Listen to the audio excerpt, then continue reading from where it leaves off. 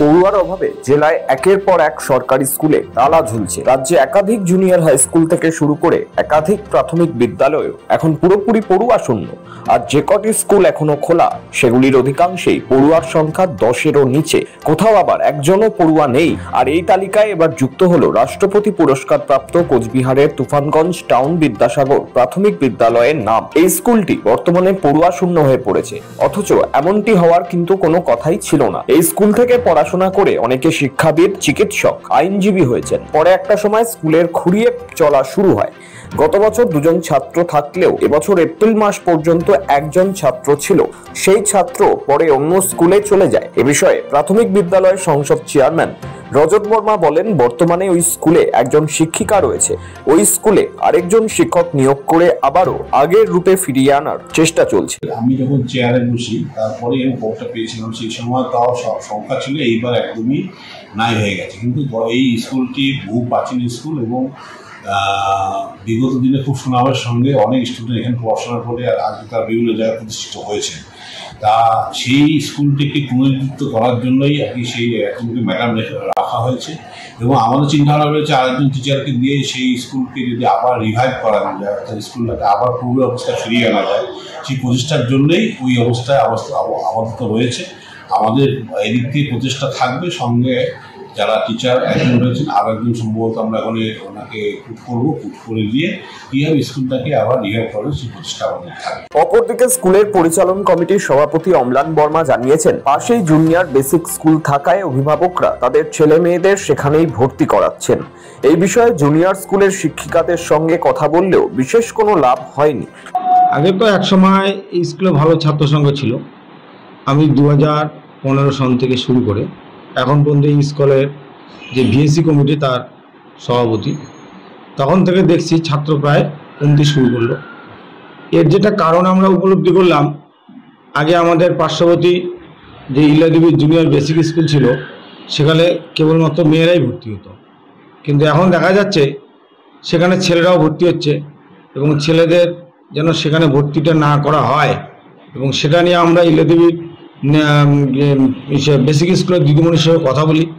কিন্তু দিদিমণির যেটা বক্তব্য যে না, আমাদের কাছে এই ধরনের কোনো নির্দেশ নেই যে আমরা ছেলেদের ভর্তি করতে পাবো না, আমরা এখানে ছেলে এবং মেয়ে উভয়কে আমরা ভর্তি করাবো এবং সেটা আমাদের গাইডলাইনের মধ্যে আছে।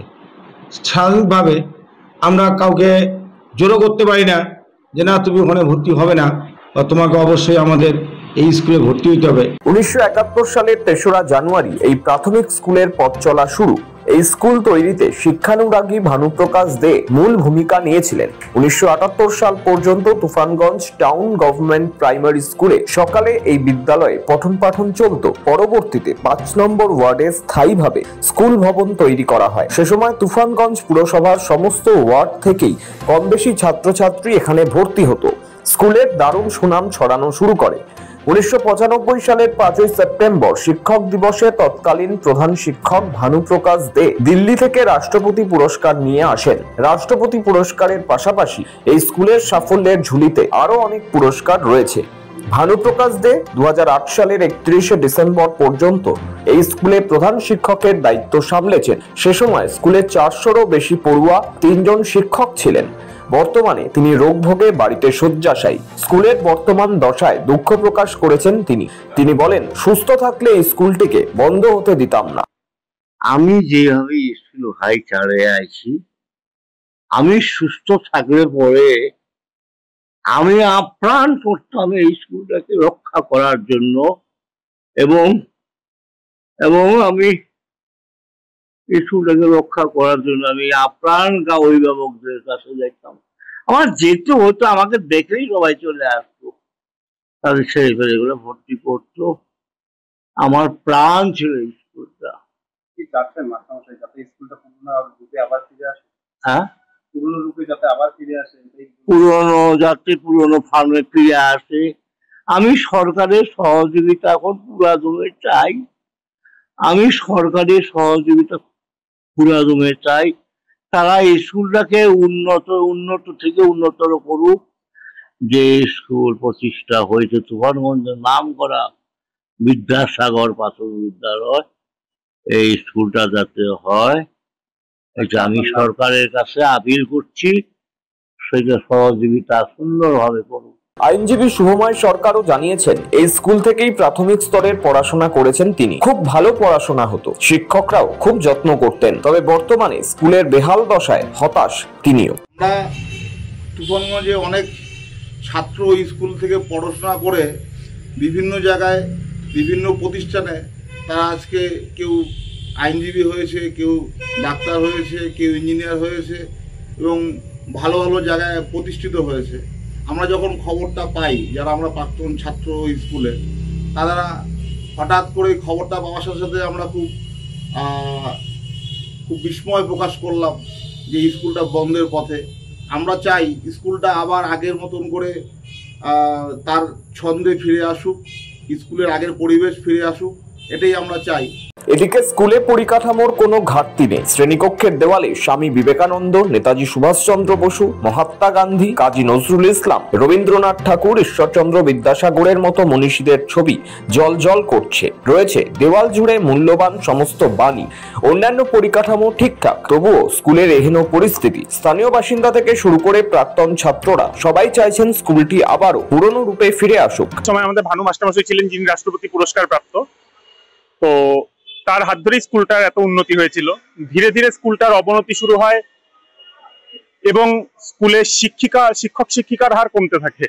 এমনও দেখা গেছে যে স্কুলে বাচ্চা প্রচুর, কিন্তু একজন শিক্ষক কিংবা দুজন শিক্ষক, যেখানে ক্লাস করানোর লোক নেই। এই একটা ব্যাপার ছিল, শিক্ষক শিক্ষিকার একটা পড়ছে। যদি মনে হয় যে স্কুলটাকে আবার বাঁচাতে হবে, উন্নত করতে হবে, প্রথমত এখানে শিক্ষক শিক্ষিকার খুব দরকার।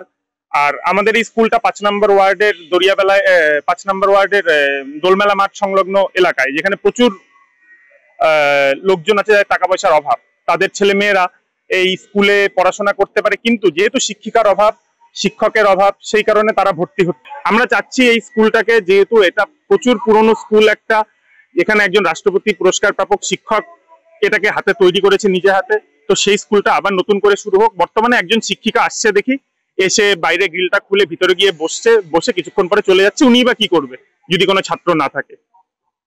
তো এই স্কুলটা যত শীঘ্রই সম্ভব শুরু করার ব্যবস্থা করা হোক সরকার থেকে। বেহাল স্কুলের হাল ফেরাতে ইতিবাচক পদক্ষেপ নেওয়ার কথা জানিয়েছে জেলা প্রাথমিক শিক্ষা দপ্তর। স্থানীয় বাসিন্দা থেকে শুরু করে স্কুলের প্রাক্তনীদের সকলেরই ইচ্ছা স্কুলটি পুরনো রূপে ফিরে আসুক।